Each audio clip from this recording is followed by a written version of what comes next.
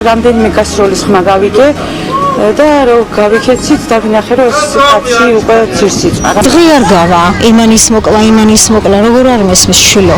კრიმინალური რომანტიკის ეიფორია საქართველოში რამდენად დაცულია ადამიანის სიცოცხლე გაზრდილია თუ არა დანაშაულის მაჩვენებელი ქვეყანაში. რა აქვს სათქმელი ხალხს და რას პასუხობს ხელისუფლება? ხელისუფლების ქმედებებს როგორ შეახასებთ?